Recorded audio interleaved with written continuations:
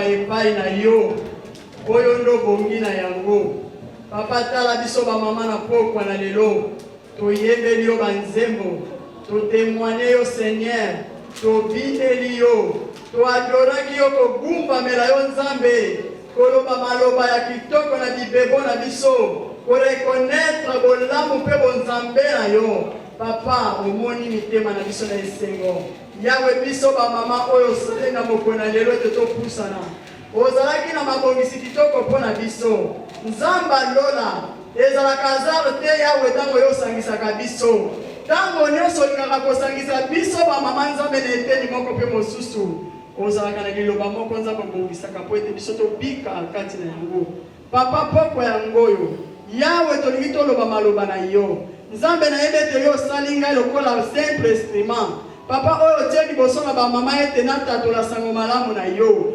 lokola ezali mokano na yo na mokolo na lelo papa nasengi ete bolamu na we komble ngai Nzamba bomoi nasengi ete nguya ya molimo mosanto na yo papa ekapasite ngai nazala molobeli ya pamba liboso na pepe na yo Nzambe maloba wana kolobe uta na mboka na yo Nzambe yonde oloba poso kyo kotika ngati tina pokwa na lona loba Seigneur na ko transmettre kufa na libota oyo kasi soki yo koloba Nzambe kolo na bikamwa bomoi makaba malamu yawe kopesa na libota oyo totike esike pe na mokonza nkembo oloba misala ya molili Seigneur ezo esika te kati na biso ezo espace te kati na mitema na biso nde nake kotelemela yango na kombo na Yesu. Mitema nyonso incrédule Nzambe oyo nyonso Satana akotiaka na kati na mitema na biso papa ete toyoka yo tondima te papa nazwi kokonzi likolo na yango koranda yango nini mpe sans effet au nom puissant de Jésus-Christ de Nazareth.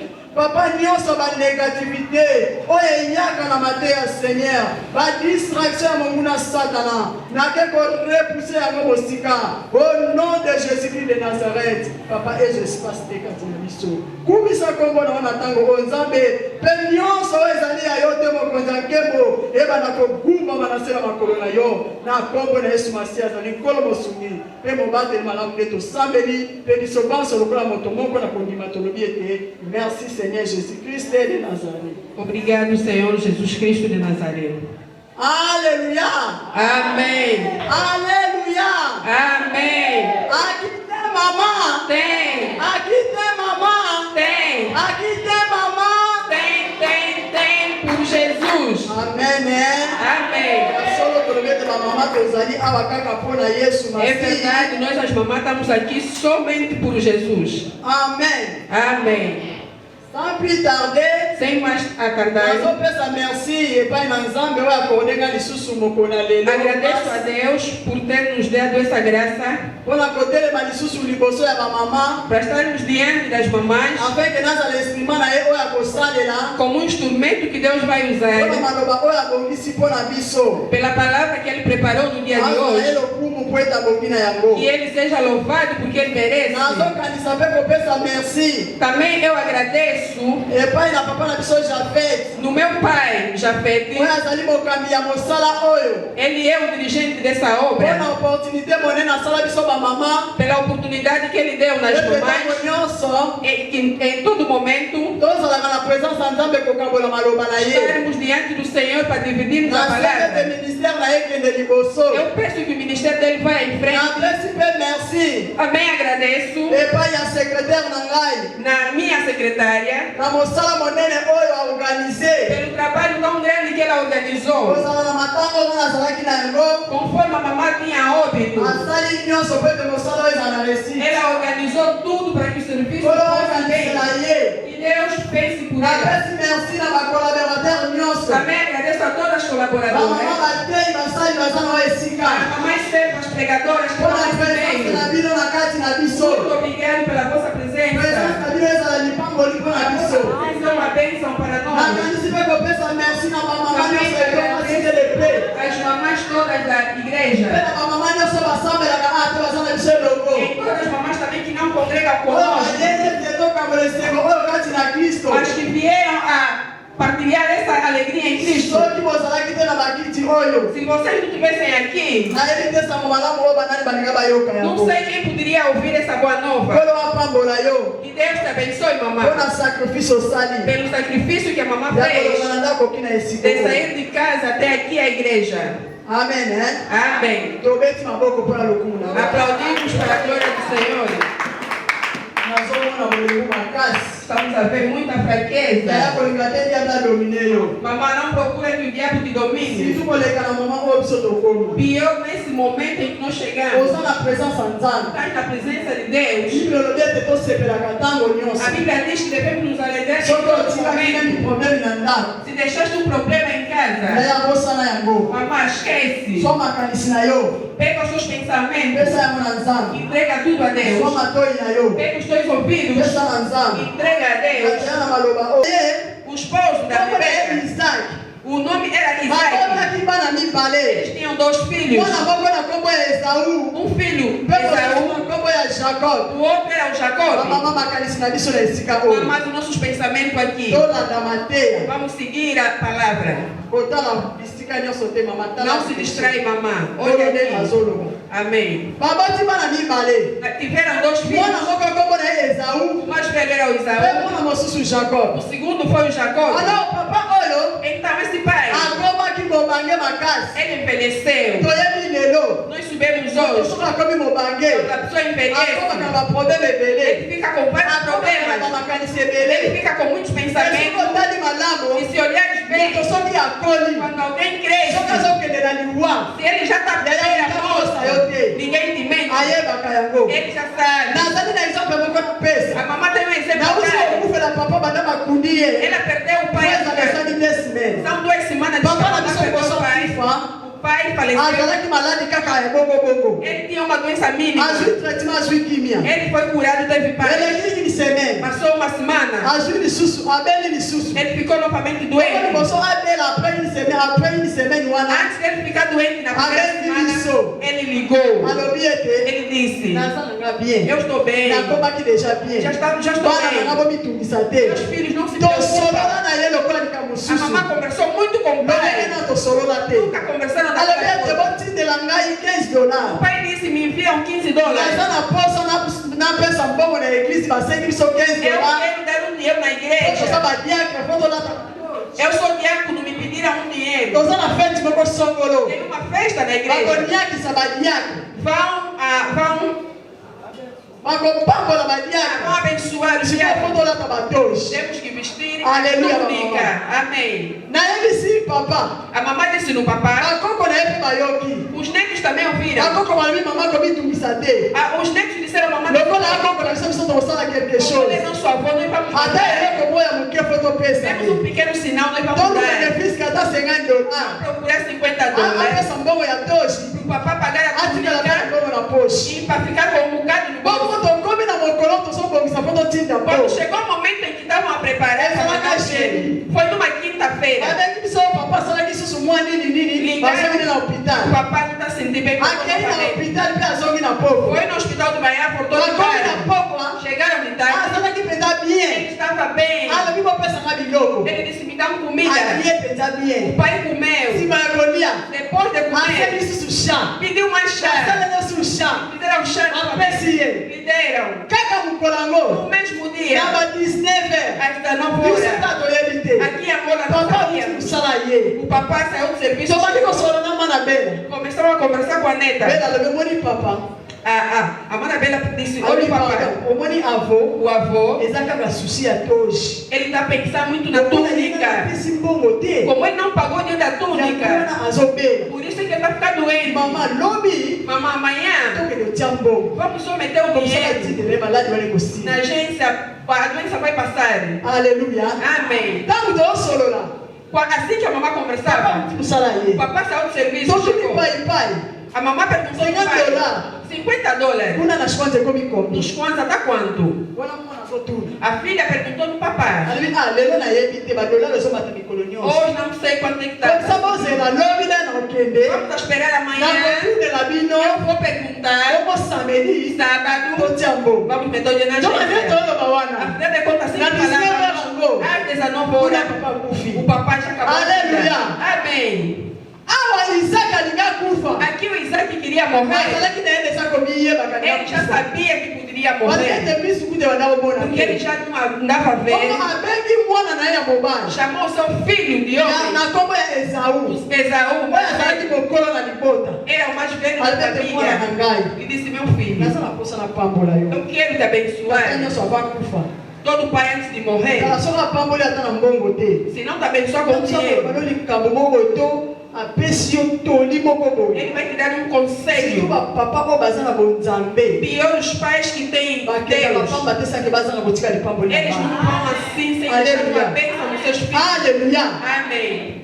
alobi ete nalingi napambola yo. Ele disse: quero te abençoar. Kende kozwela ngai mbisi na zamba Vai me buscar um animal. namelanga. Cozinha para mim. Soki nalie Se eu comer, kopambola yo. eu vou te abençoar. Papa oyo azalaki na mwasi. Esse pai tinha esposa, Mais apréféré atinda mwana. mas ele preferiu mandar o Tala, filho. oyebi soki oza mama. Olha bem, amado, se tu és mãe, Kozalaka miso ekangama te. não passa a ter os olhos fechados. Nzoka nde Afinal de contas, Nzambe asalaki mobali. Deus fez o homem Nsima nde na mopanzi ya mobali asalaki mwasi. na costela do homem. Tinha Papa oyo fale uma mulher. abenga mwasi na ye. Esse pai tinha que chamar a sua Atinda ye esposa alambela ye supu. para mandar ele cozinhar o molho. Bana likolobaka mwana kaka fa alambela yo. O pai não tinha que mandar o filho Azalaki na cozinhar. mosala mosusu akotinda mwana te mwana mobali fa Será que não tinha outro trabalho para mandar no filho? eza na sens te. Não tem sentido. Mwana mobali Um rapaz alambela yo supu. fazer uma comida Mama para o aza na pai. ye. A mamãe está mesmo ali. Mamãe fala bem, ngapi que ele A mamãe disse, não vai passar.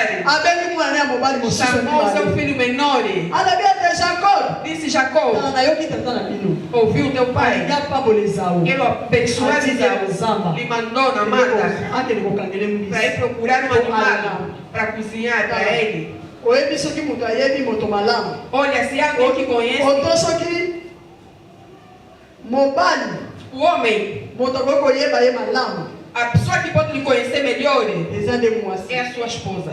Mwana wana atali kaka lamba supu. Aquele filho mesmo que poderia cozinhar, Eyokoka na o mama linga lamba não te. poderia se igualar com o Mama da não mãe. comprende que papa oyo akolia na A ye. mãe estava a entender que o pai poderia Bakosepela comer, te. mas ele não vai se Na alegrar basupu oyo conforme se nasalelaka ye. alegra com os meus molhos. Esika kutu papa ngo atiaka loboko na likolo ya mama. Quando o papai mete a mão em cima da Misi mamãe, kutu seki kufa na os ngo. olhos nem enxergam. Mama nde mutu azwaka loboko ya papa matisi A yango. mamãe segura na mão do pai Parce que e Yesu seu corpo, tamonaka te. porque o pai não vê. Alors mama oyo Então essa mamãe, ayebaki mobali na ye malamu malamu ela tina suka. conhecia muito bem o seu esposo até no fim. Ayebaki lolengeli ya basupu oyo ye alambelaka Ela ye. sabia que tipo de molho que ela pode preparar para o pai. Alobi nini na mwana mibale. Disse que no seu segundo Alobi filho, mwana na ngai meu filho, kende na lopango na biso. vai rápido no quintal. Haleluya. Amém. Kende na lopango na Vai no biso. quintal. Wana batindi na zamba. O mais velho foi na Kama supe mata. zamba ngo ya bango te. Talvez a mata também não era dele. Mama kutakosa yo te. Mamãe ninguém te mente. Oyebi ntango moto aza na nosi. Adria A pessoa que fez o bolo da madeira ezalaki leki na ye ya mwasi. é a irmã dela. Bongo ntango aye kopesanga mbote. Quando ela veio Atindika cumprimentar, mama nasalaki bolo. perguntou quem fez esse bolo. tasena kopena mwasi ya papa paster na Quem fez o biso. bolo é a mamã pastora. Responsable ya esiko. O responsável da igreja. Papa na biso paster ye wana O alakisi. pastor está aqui. Alobi mama. Disse, ei mamãe, Mama oyo ayebi kosala bolo. essa mamãe sabe fazer o bolo. Ye asalaka bolo Ela é pasteleira, paster ayebi kosala bolo. mas reconheceu o trabalho da mamã pastora. Mpona nini ma paster asali bolo malamu? Por que a mamã pastora fez bem o bolo? Poske azwi notion na yango. Porque ela ganhou a noção. Ayekoli yango. Ele aprendeu. Ma paster ndenge aza awa. A mamã pastora conforme Soki está aqui. azosala bolo. Se elas quiserem fazer o Po bolo ezika.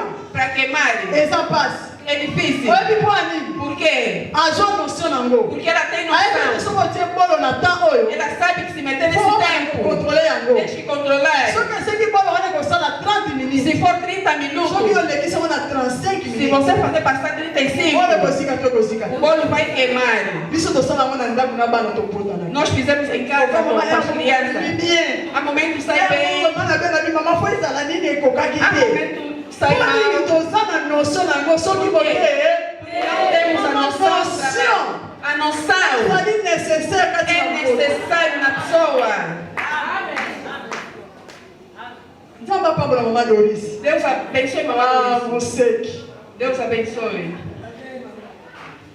Biso bamama sile la page. Nós, as mamães da cidade da Paz, Tozwa meme ngolu na kati ya eglise oyo. nós temos a graça nessa igreja. akaboli bagrâce kati na moko. Deus dividiu a graça em cada um de nós. tozomona awa chaque lundi. Estamos a ver que toda Bamama nani segunda-feira, bacomprendre as tante. mamães ainda não entenderam o Bamama tempo. meme nani bacomprendre As mamães tante. ainda não entenderam o tempo. Quelqu'un oyo tozali. E esse tempo é ezosangata na notion. É necessário ter a noção. moko songolo. ya kosala eloko moko. de fazer uma coisa para a igreja Mama. ser edificada. madomisa bato ayaka.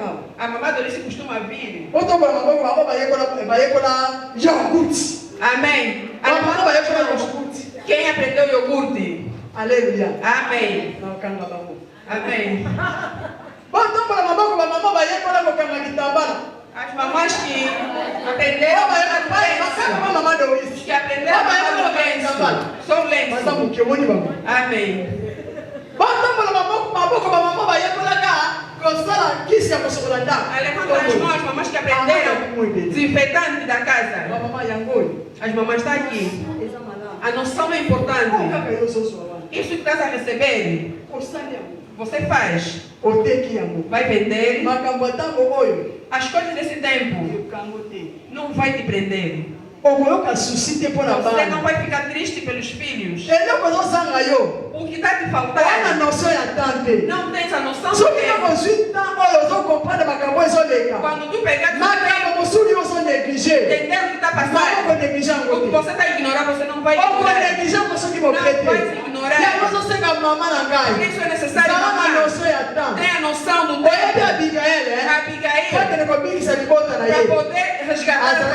noção ya Ela tempo. tinha noção do Avant tempo. pendant que tango Ela toza. viu esse tempo Makambo eza aqui. kobeba. As coisas não estão Makambo bem. eza kofwata. As coisas estão Lokola azwaki notion wana te kati na ye. Ela teve noção dentro dela. Abisaki libota na ye. Ela fez salvar a sua família. Alléluia. Amém. Wana kende kotanga mona 1 Samuel 25. Vai ler no 1 Samuel 25. Você está aprendendo de dia que Ozwi conscience na yango. você ganhar a consciência disso. Okokela ona zamba te po kende Você koluka. não vai procurar nas matas grandes. Alléluia. Amém. Alléluia. Amém. Alléluia. Amém. Sois conscience maman lelo. Ganha consciência, mamãe. Sois conscience. Ganha consciência, mamãe. Otuna tamusuna oyekola maloba na Nzambe wa. Pode perguntar onde é que eu vou aprender a palavra. Kande tozoteya boye. Conforme estamos a pregar, estamos a aprender.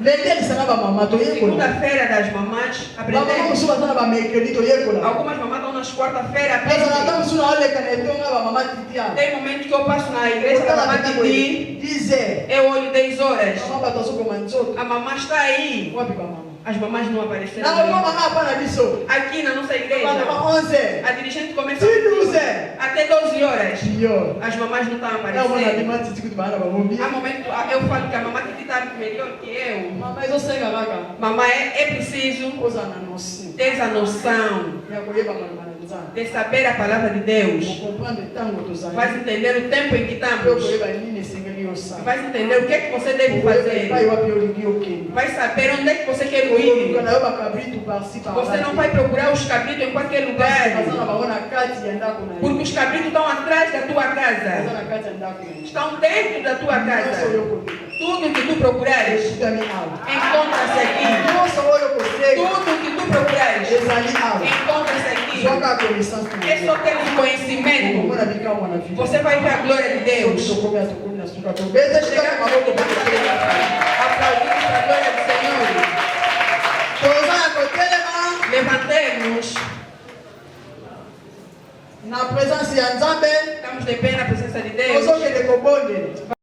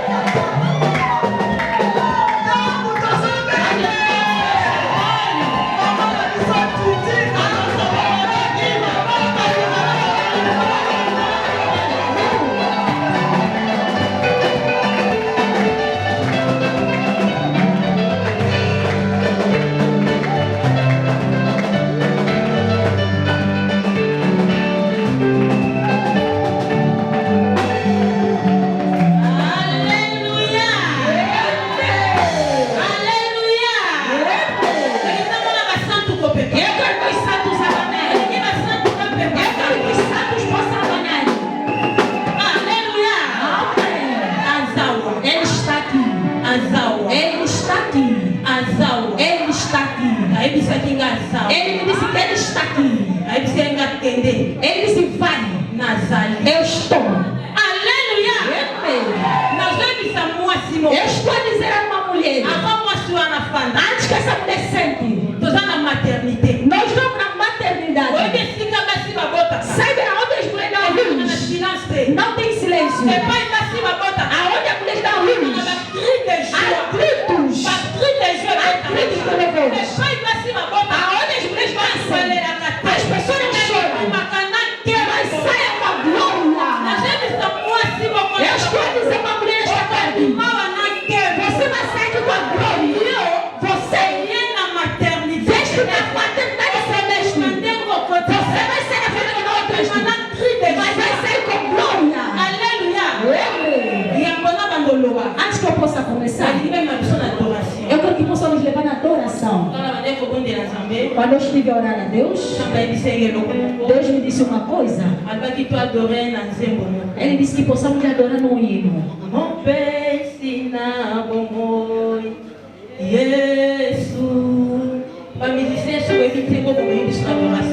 Se os músicos sabem desta música, vão estamos de pé. Vai colocar suas mãos no cima. O Deus está junto conosco. Ele está junto conosco. Vai declarar a disposição do teu coração. Vai declarar que você vai oferecer teu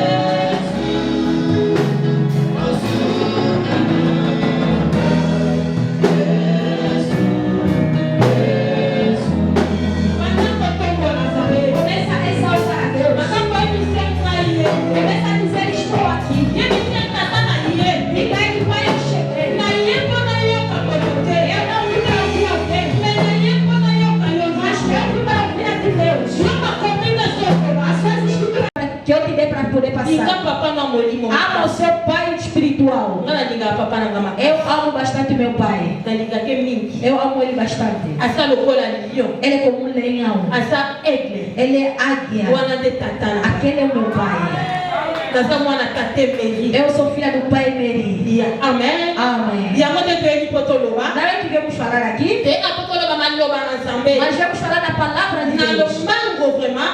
Rapidamente, Tango la biso o nosso epusani. tempo já se aproximou. Tem na biso ya tango lelo. O nosso tema da tarde de hoje, Tosolo bien Nicolas une femme visionnaire. estamos a falar de uma mulher visionária. Moi si moko visionnaire. Uma mulher Lobi visionária. mama na biso titi. A nossa mãe Titi, Apesa ki biso introduction. ela nos deu uma Likolo introdução. ya thème principal na O biso. nosso tema Na principal. kosonga nsima te mama titi. Eu já não vou retroceder mais. Eu só vou avançar. Nakoloba liboso mwasi. Eu vou falar primeiramente da mulher. Nakoloba mwasi. Eu vou dizer a mulher. Bategelaki biso lobi na livre ya Genèse. Lera no livro de Na Gênesis, chapitre nango 2. capítulo 2, Verset nango 21 kino na 22. versículo 21 ao 22. Não vamos ler. Mais tokolobaka maloba na Mas Nzambe. vamos falar da palavra de Ntango la Deus biso eza por causa do mokuse. nosso tempo. Nalobaka mbangu bosiportenga. Eu falo rapidamente eles precisam me suportarem. Tokoloba likolo ya mwasi. Vamos falar da mulher. Mwasi aza nani? Quem é a mulher? Na réalité. Na realidade, Ntango babenganga mwasi. quando estão me chamando de Naza mulher, nani? quem sou? Mwasi. A mulher. Naza aide semblable. Sou Naza sou mosuli. ajudante Ya mobali. do seu marido. Naza mopandi. Sou o Ya homem mobali. do marido. Mpe ya mobali E nini? de que marido? Ya mobali De nini? qual marido? Alléluia. Amen. Balobi naza mwasi. Se eu me sou mulher, Naza mopandi. sou a costela. Nauti na mokuwa moko. Eu saí do Me osso. mokuwa yango eza ya Mas nani? esse osso é de quem? Eske mokuwa yango Será que este eza osso ya mobali na nga? é do meu marido? Alléluia. Amen. Bible ezoloba A Bíblia está dizendo nzambe alalisi mobali pongi. Deus adormeceu o homem. Akei azwi mokuwa. Ele foi pegar as costelas. Akei asali nango Ele mwasi. formou a mulher. Bible ezoloba na nga A Bíblia está me na dizendo. réalité ya moto Na realidade do eza homem nde molimo é o espírito. oyo elingi kaka koloba Esse quer dizer, mobali na nga meu marido eza nde yesu É Jesus Cristo. mwasi A mulher. aza kaka épouse ya nzambe É de Jesus. aza kaka mwasi ya É yesu mulher de Jesus. yango na ebandeli Por isso que no na princípio, genèse em Gênesis, yesu masi alalisi mobali fazendo mil akei azwi kaka mokuwa pegaram o osso. alobi mokuwa ekoki te Será o osso não basta. mokuwa ekoki te mpo etambusa O mwasi osso não basta fazer a tarefa da mokuwa mulher. eza insuffisant mama doris O osso é mokuwa insuficiente. eza O insuffisant osso é mpo insuficiente moto para que a aloba pessoa mpo fale. moto Para que a apela pessoa azwi respire. divinité Ele tomou a sua divinidade. atie epai ya Ele moto colocou dentro oyo dele. elingi koloba Que kaka quer dizer, mwasi a mulher aza moko ya bozambe é uma das divinidades de Deus. moko ya divinité ya Da nzambe divinidade de Deus. mwasi A mulher aza église é a igreja. ya yesu É masiya Jesus Cristo. mwasi A mulher na mokuse aza mwasi na yesu é mulher de Jesus. oyo yo nanga Que é você e mokolo eu. moko Um dia tokozela vamos aya esperar. kozwa biso na Ele leve vem malemba abertamente. ye wana nde mwasi Ele que é mwasi mulher. aza épouse ya kriste A mulher de Cristo. aza mwasi ya É a yesu mulher de Cristo. aza église ya nzambe É a igreja de oyo Deus. mokolo moko Que um dia akokita ele vai descer mpo aya kozwa para você buscar a sua oyo mulher. aza Aquele que é a église igreja. alleluya Amen. ye wana nde mwasi Este que é a mulher. nakolobela vision Eu vou falar da visão. vision eza A nini visão é o quê? na kati ya femme visionnaire Dentro da mulher visionária, tobimisi moko balobi vision tiramos o termo visão. vision eza nini A visão é o quê? vision eza arte moko A visão é um ato surnaturel sobrenatural oyo moto que a pessoa azozwa na effort na ye te não está tirando com o seu oyo esforço. moto Que a pessoa azozwa mpo aza kitoko te não está tirando porque ela é oyo bonita. moto azozwa Que a pessoa está na tendo ngolu na pela nzambe graça de Deus. donc vision A visão na maloba mokuse é eza likabo é o presente. oyo nzambe azotepa moto Que Deus está colocando epai ya em moto você. oyo ya Na likabo vida daquele que ele quer. donc opesa exemple ya joseph Olha o exemplo do José. joseph azalaki na likabo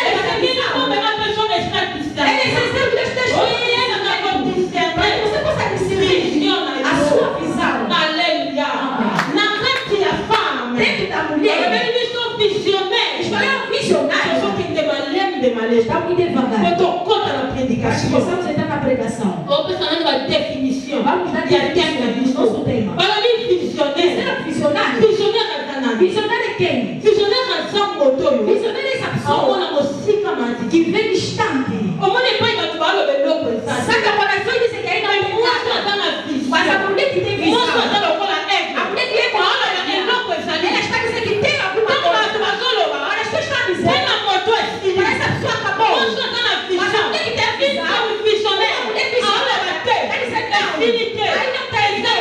Ainda é preciso. Não, mas não fala Esta aqui é a mulher visionária. Olha, Cristo está na boca. A igreja precisa. Cristo está na boca. A igreja precisa. E a pessoa está na visão. É a mulher que tem visão. E a fome visionária. É a mulher visionária. Quando é uma visão, é Cristo. Está na visão da igreja. Não vamos Está ficar. em Goiânia. O pastor na visão. Nossos pastores. Na força é uma fome Precisa visionária. da mulher visionária. Uma visão é Está com a visão de Deus. Azul que é Azul é uma mocinha. Está Essa nós vimos limo moçante. A mamãe pegou o Espírito A Santo. pessoa é fica na casa da Deu lugar dentro da sua casa. Não é aqui na molini. A casa que estava cheia. Não é aqui domina na A casa que estava dominando nas Não trevas. é aqui domina na maledição. A casa que era dominada na Não é maldição. aqui domina na samilima. A casa que era dominada com o Espírito. Sua vida Mas no dia que essa mulher tomou a decisão, eles estão colocando na igreja. Eu vou na presença do Espírito Santo dentro da minha casa.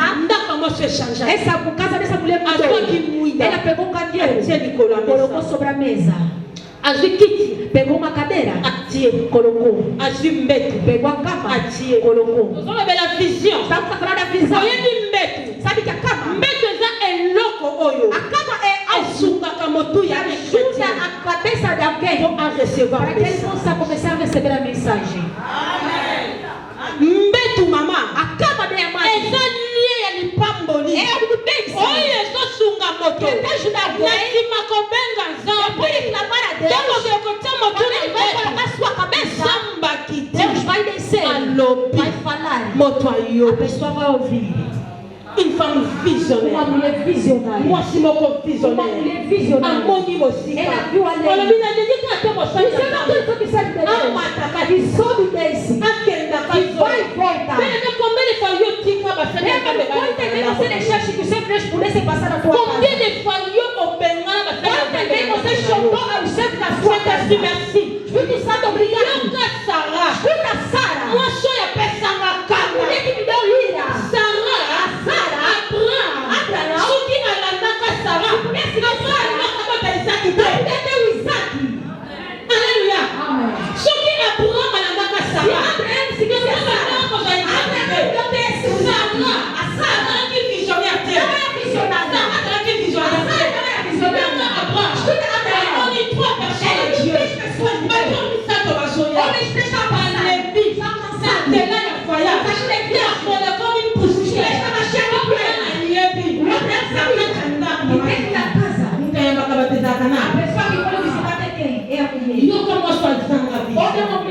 Levi. Uma mulher sem visão. Uma mulher que não tem visão.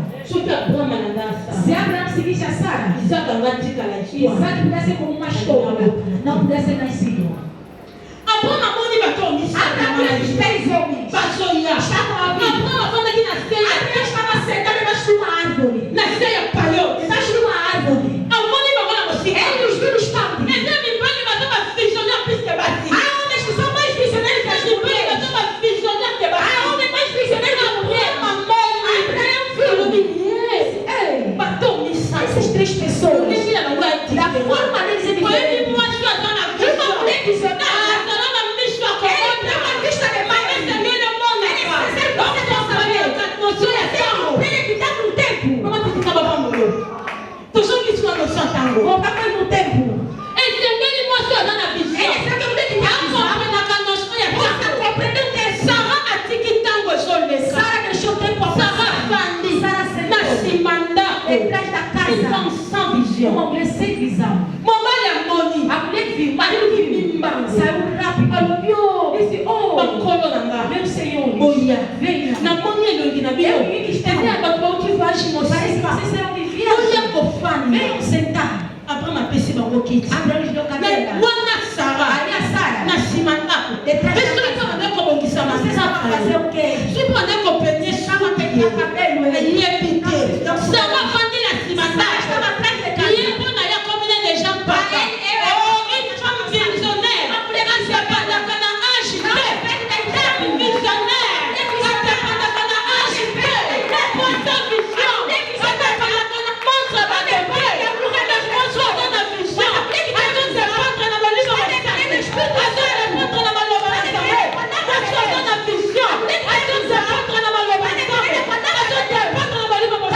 Espírito Santo. Sara. C'est toi aí. Abre o ioiô. Isso o que eu vou fazer? Eu também sou homem. Deixa eu entrar na cozinha. Eu vou fazer o quê? Deixa eu chamar servos. Já não tem mais como. Chamou seus servos. Servos fizeram força ao fizeram o leite. Colocaram leite ali. Fizeram pão. Colocaram pão ali. Pegaram a carne. Sabe o que isso é? Samba de emoção. Deus. Mas que eu te diga?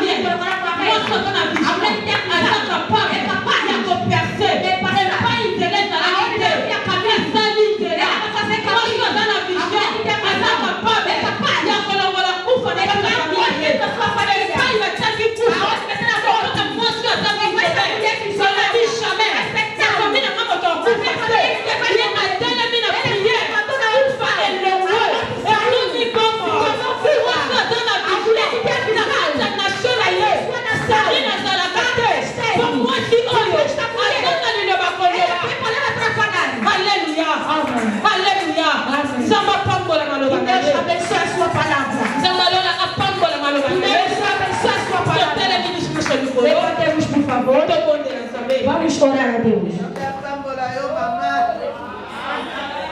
Totelemi baso likolo. Levantemos todos nós.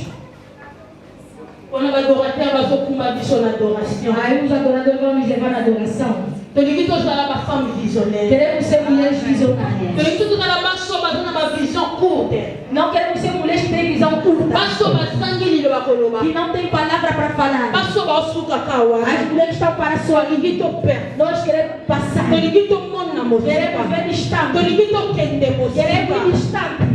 Bien-aimé, moi, c'est pas la vision. É agora a mulher que tem a Mas é visão. capaz de changer de É capaz de mudar tudo. Até maloba ma bem na Temos que frente. falar uma na Ou família. na família ou toco. Ou essa família que vai trabalhar. Mas logola eu lhe dei. Deus quer que você Oh, eu que maloba não me logola visionaire. Cristo agora deixa como visionária. Tá na minha Eu vez. que meu pai dele. A vou changer de Deus. Vai mudar essa atitude. Logola eu lhe dei. Você Oh, eu que maloba não. Eu que uma dessa Tá logola na família de novo. Olha na sua Aí vai para roubar na terra. Você não vai casar. Olha, não tá matando, eu estou Não tem visionaire. mulher visionária. Vision ao comprar. É aquilo que você vai Sou que casar. maloba na família de novo. Olha na sua família. Vai comporta. As pessoas vão nascer. Eu vou comporta. Você vai nascer. Sou que maloba. Falaram.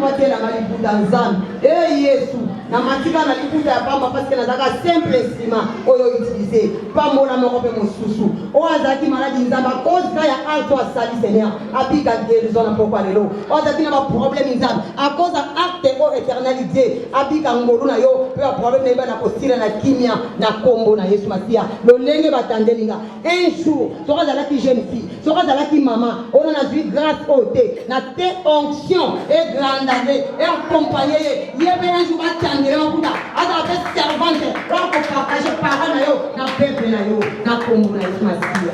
Merci Seigneur Jésus. Obrigado, Senhor Jesus Cristo. Alléluia. Essa é o Ezali, hein? Alegria. Essa é o Ezali. Alegria. Zamba pambola moko pe mosusu. Deus abençoa a um de cada nós. Merci pour la présence ya libota mobimba. Muito obrigado pela presença do povo. Yambona nyonso. Antes de tudo, Lopesi nzamba lona merci. eu agradeço Deus Oyo abateli biso. que nos protegeu, Mokokisi bilaka. o realizador das promessas, Kolo ya pema pe ya tango. o dono do tempo e a circunstância. Osoki ezalaki ye te. Se não fosse a Ele, Meme biso tobongisaki programme. mesmo nós que preparamos o programa, Mais soki tozalaki na pema se te. não teríamos o fôlego, Ngana oyo nde tomonani te. você e eu não estaríamos Soki aqui. tomonani ce soir. Se estamos aqui à tarde de C'est hoje, parce que nous avons la vie. é porque nós estamos em vida. Alléluia. Amém. On appelle dit merci. Eu agradeço Et pas à papa Nangai. ao meu pai. Mon papa. Meu pai, Parce que j'habite dans o Tilo. pastor Jafet de Adilo, Yo azana sima na biso ba. ele está atrás das mamães. Yele papa Nangai. Ele é o meu pai. Soki na telemi awa. Se eu estou em pé, Soko moni mwana egla ni abumbwe. se eu estou C'est la egla munene.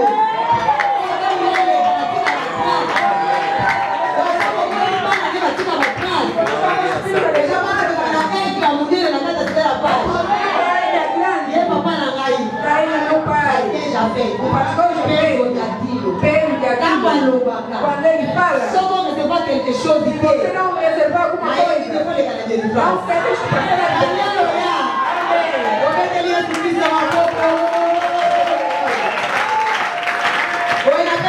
vida. Também agradeço a minha mamãe presente. Ela comigo só minha irmã Vamos trabalhar nessa equipe, ela é presente. Eu sou menor como secretária. Eu agradeço os conselheiros, todo o departamento, porque junto com eles, estamos fazendo o trabalho de Deus. Muito obrigada em toda a coisa. Eu vi várias, muitas servas grandes, por causa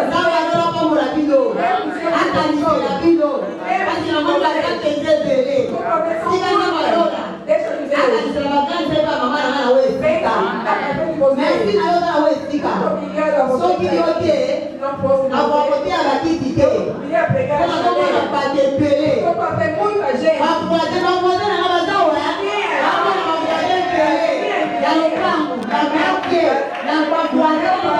Oh, depois da bênção, vem outras coisas. Amém. A vida dela. Conseguiu nada. Sentou no lado. A Bíblia nos diz. O Isaac chegou até 40 anos. Não tinha filho. Não tinha filho. Olha agora. Eu estou a pregar a mulher da revelação. Na tarde de hoje. O Isaac. O servo do pai olhou. A esposa nunca teve filho. O que é que eu faço? O Isaac ia. Foi procurar a Deus. Foi procurar a Deus. Na oração. Orou a Deus. A Bíblia nos diz. Deus. Respondeu. Amém. Me deu a resposta. A mulher. A Rebeca. Concebeu. Hoje agora nos sentou a situação. Hoje sentou a situação. Isaac orou. Deus também respondeu. Hoje agora o irmão. Amém. Hoje agora. O Isaac orou. Deus respondeu. A oração de Isaac. A Rebeca ficou concebida. Hoje agora. Quando a Rebeca chegou na sua gestação. Não tinha paz, não tinha paz. A luta começou a partir do ventre. Dentro da barriga. Mas o marido, ele ia orar. E Deus lhe respondeu mesmo. Mas depois, cada vez não tinha paz. A Rebeca disse, oh, o que é isso? Mas o pai orou. Deus me deu a gestação. Eu estou grávida. Por que essa gestação? Eu estou a ver bem. Eu estou a ver bem. A mulher da revelação não senta em paz. A mulher da revelação não fica sentada. A Bíblia me diz, a Rebeca, embora que o marido orou, ela ficou grávida. Ouça, a Rebeca disse não. Eu me levantar como mulher. Tenho que levantar como mulher. A Rebeca levantou. A Bíblia me diz, a Rebeca foi consultar a Deus. Amém. Deus lhe respondeu. Ela ficou confundida, mas a gestação não tinha paz. Era um problema. Deixa que eu te falo. Não pensa que se você casar, os seus pais terminam. Não pensa se você nascer, os seus pais terminam. Muito pelo contrário. Os combates pioram. Aleluia. Amém. A Rebeca disse não. É necessário eu ir consultar a Deus. Aleluia, mamãe. Amém.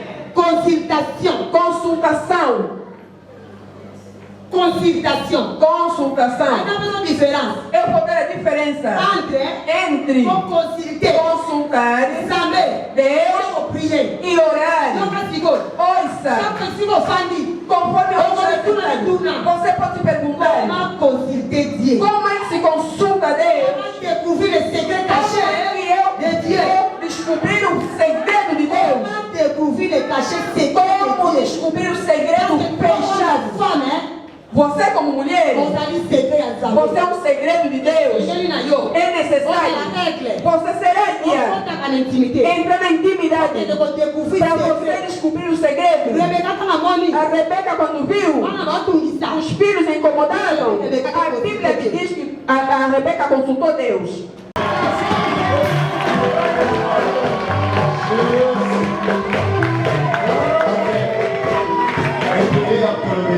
Muito para falar na hora. Primeiramente, que Deus te abençoe pela presença e também pela paciência. Porque eu sei que o tempo já se foi. Mas o mais importante é que nós recebemos aqui. E também volto novamente. Muito para dizer na hora. Porque que era necessário ser dito já foi. Eu sou levantei como um profeta Elias. Porque foi dito aqui, como a Ana falou,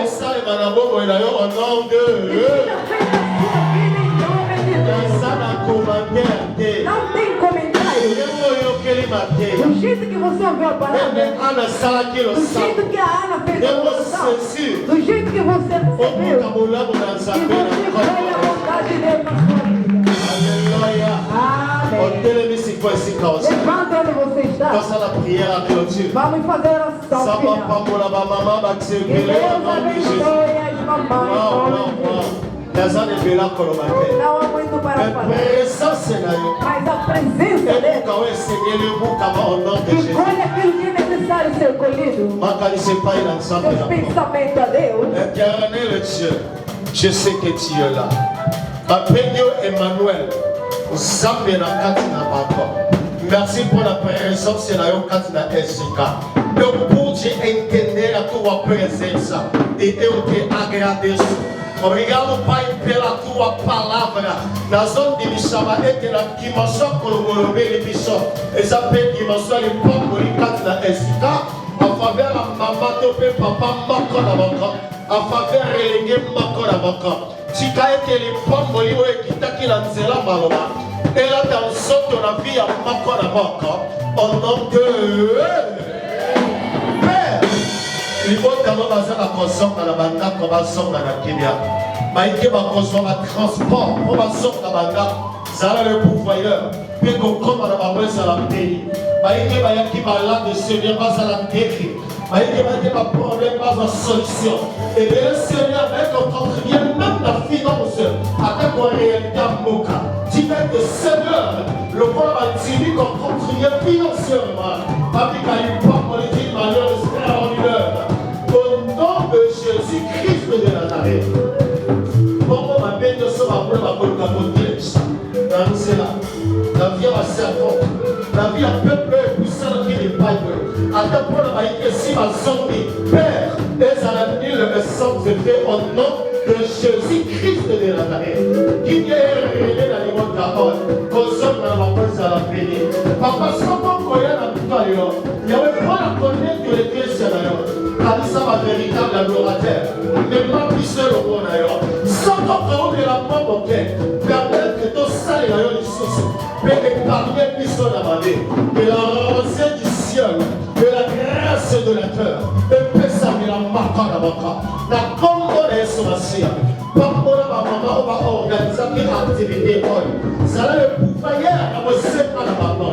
Ma dit qui va dar au Seigneur. Vous permettez la boutique à peur chrétien. Qui me le va y avoir son activité. Nous allons sacrifice. On va le va au nom de Jésus-Christ. On va servir de ma dit qui va dar l'église. Et va y avoir qui peut la continuer d'une manière ou d'une autre.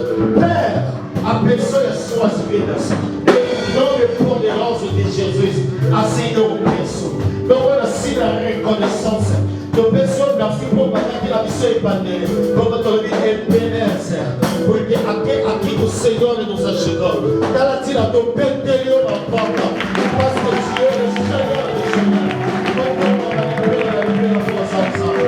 Au nom de Jésus-Christ. Gloire et louange à toi, Seigneur Jésus-Christ de Nazareth.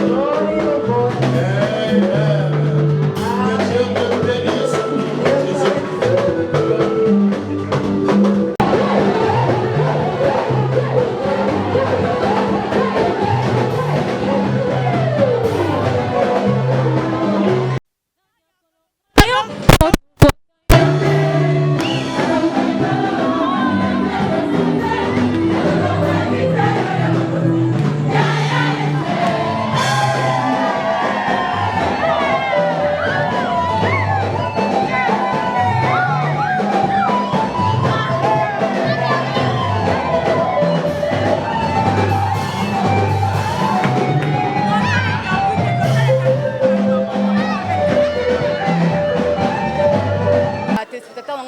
Déjà que son quitté l'église de la Cité d'Apache. Donc vous comprenez déjà. Et mon soeur de la Camille, soeur de la Cité d'Apache. Donc je suis pas seule, je suis avec elle, je suis accompagnée avec la maman présidente de la Cité de la Page. Bien habillée, charisme. Moi mais donc je vais parler avec maman. Bonne nuit. Bonne nuit, ma fille bonita. Oui, maman, comment vous allez? Naza bien par la grâce de Dieu. Ok maman, na s'appelle Makai, c'est avoir cette idée, il y a la conversion, il y a ça maman donc pour moi je vais dire c'est une bénédiction. Avant qu'on puisse arriver là-bas, tu n'as pas maman qui idée on est là qui ndengeni ko ça maman puis ko maman église mususu ko ça parce que c'est la première fois que ça se fait ici na kati ya Cité d'Apache, tout le monde a maman mususu baye na conversion. Donc to ba idée wana euta ki ndengeni et puis banda ki non ndengeni. Bon, kota la penza boye kolo ya ide ezalaka moto te ezalaka nde nzambe ezalaka kaka nzambe nde moto arevelaka bato likambo moko songolo mpo basala etango nzambe azorevele likambo moko songolo mpo bato basala seke azali na likambo moko mpe ya malamu ya kosala mpo na bango ide oyo ezwamaki parce que chaque année etant ke bamama oto bana na nzambe esengaka esika lisanga ezali fo ezalaka toujours en mouvement.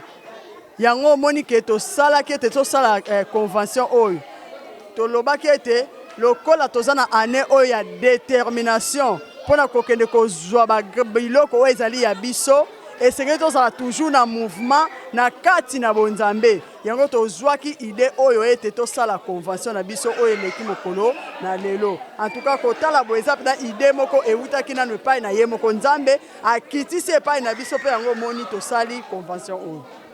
Pour la prédication, prédicateur, nous sommes depuis vendredi, samedi, depuis le lot ici. Maman, quel message que tu peux aussi lancer dans les téléspectateurs de partout, de loin? Message nous avons lancé. Bon, pour la prédication, l'équipe, donc c'était comment? Bon, en vrai dire, Nazalaki moto aliboso, na saki intervention, on a fongola qui penda thème, o tolobela qui sur la femme, o azali notion ya temps. Alors, ba o bazalaki ba pambola ki nzambe.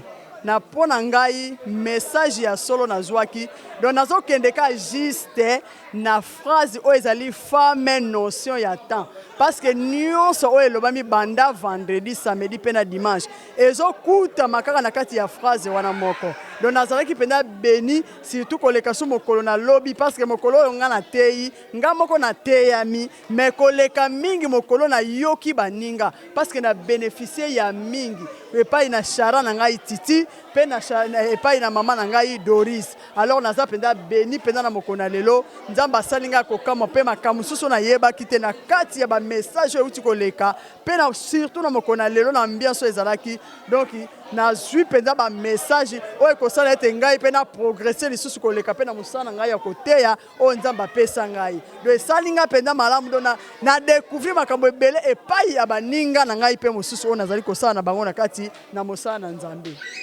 Merci beaucoup maman pour l'intervention. Je vous aime beaucoup Miyamai. Bonne nuit. Bonne nuit maman, bien habillée. Merci beaucoup.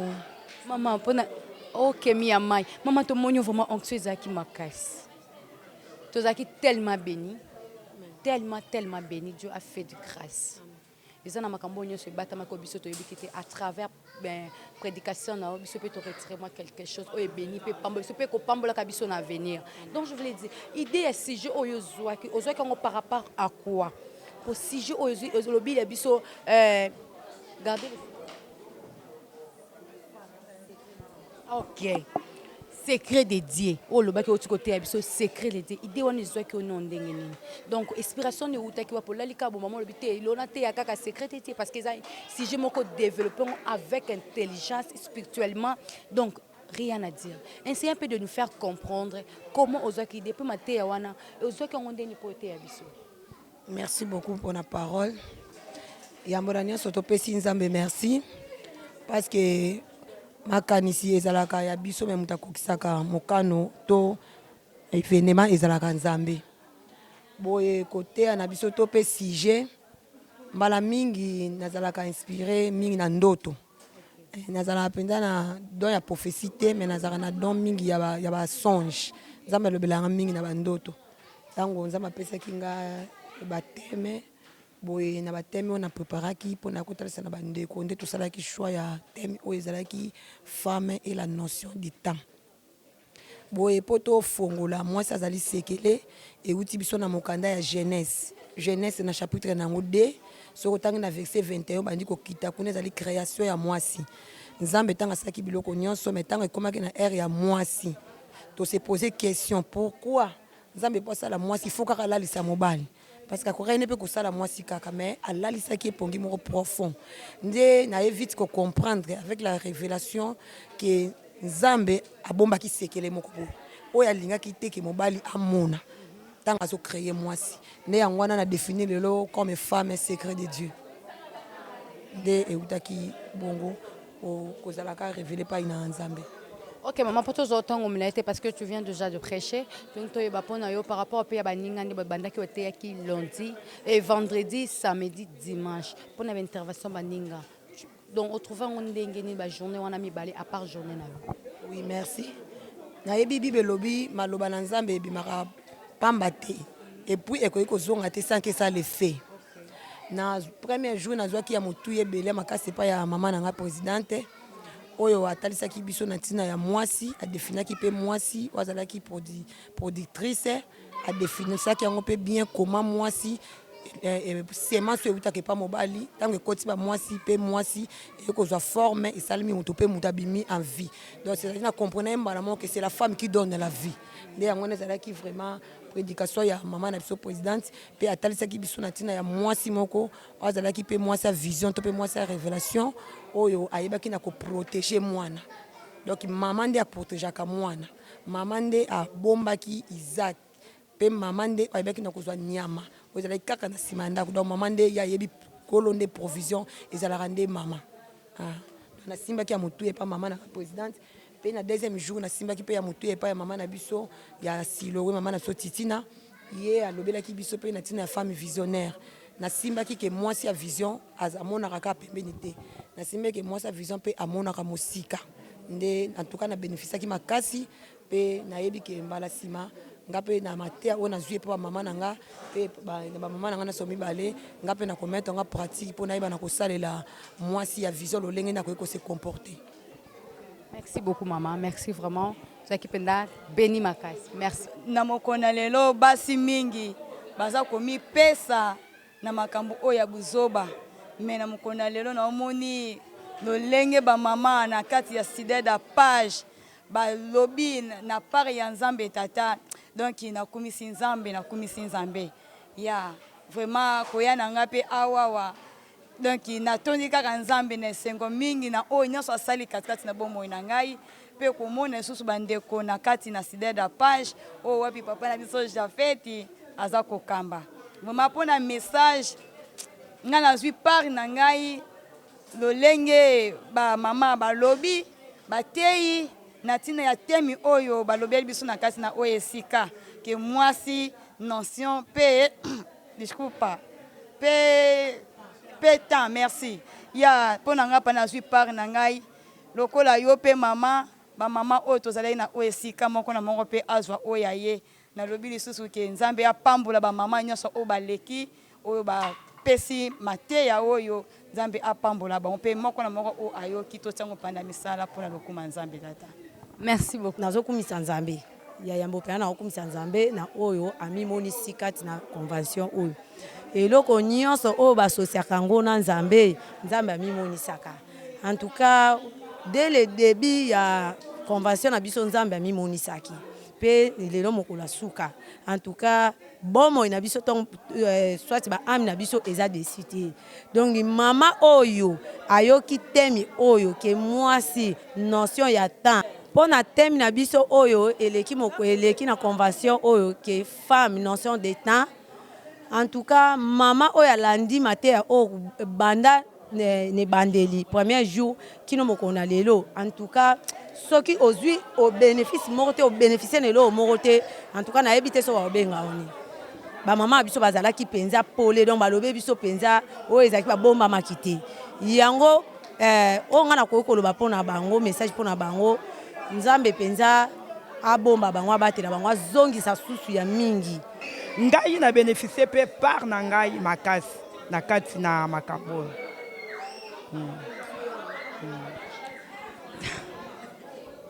Très bon, merci beaucoup maman. Là je suis de côté là na maman prophétesse donc je suis entourée de maman prophétesse. Na maman prophétesse na biso mutuko comme na la maman message nous koki ko lancer peu pour na yo bénéfice nous bénéficier pendant 3 jours au utiko le ya convention. Merci na pesi Nzambe wana merci asali ya minene na convention oyo parce que loko nyonso ebandaka na préparatif pe finalité na ngweza la rapport esali malamu. En tout cas convention elekaki bien avec succès et l'équipe na malamu. Loko pena mutu ezali message clé au pena na kokoloba esengeli to koki kozala leçon na kati ya message oyo ezaki ba maman Nzambe azolobela biso na kati ya message oyo selon ba 3 prédicateurs ba l'équipe prédicatrice pardon ba l'équipe oyo na kange ezali mwasi fois ba kazalaka productrice pardon pe mwasi fois ba kazalaka visionnaire et mwasi ayeba ki azalaka mwasi ya révélation donc biloko misatu wana ya clé au mwasi akokotikala nango yango wana oyo kozala na koloba na kosala synthèse ya mateya na bo misatu biloko misatu yango wana basi en tout cas yagwana. Okay, merci beaucoup maman olobi kitoko makasi. Parce que maman où l'équipe vraiment kitoko tozaki tellement béni Dieu nous a béni totalement à travers ya ba intervenant sur les cas qui tomoni maman Titi maman présidente ya numéro 1 ya 4 ya Sideda page Petrangol et puis là tomoni sur maman la biso Titi na ya Elcha ya ya Siloé ou azaki pe azape maman présidente y pas azaki intervenir na kati ya convention na biso awa na kati sika et puis là nous voyons maman Doris ou azaki qui a clôturé convention ba maman otiko le cas dimanche dans journée ya lelo de boto mona milolo. Là quant à moi comme je vous dis à chaque fois que émission c'est une émission encore chrétienne ou edaka biso to approfondir toujours la parole de l'Éternel. Oui mais makabiso toujours na bon chemin. Oui mais makabiso toujours bonne humeur, tout ça toujours. On va plus balingi ba landa lokola baning sida da page de basali. Toute personne bazana pour ça ko contacter biso na numéro. Bon mon na ba bande de flancs na biso ko mona ba numéro zawana. Bo benga pe to ko quitter sur le terrain to ko sepeli sabino nyonso bolinga kabiso. Ba ba critique kanga, ba ba komela kanga, ba ba encourager kanga. Je vous dis tellement merci, vous êtes tellement nombreux. Je vous dis vraiment merci. Là, quand on mange, donc pour vous dire, allez vous abonner massivement à notre chaîne Angola Outmaora. Bon, qu'il vraiment s'abonner, vous ne serez jamais déçus. Donc, quant à moi, je vous dis ciao. À la prochaine. Merci beaucoup. Bye bye.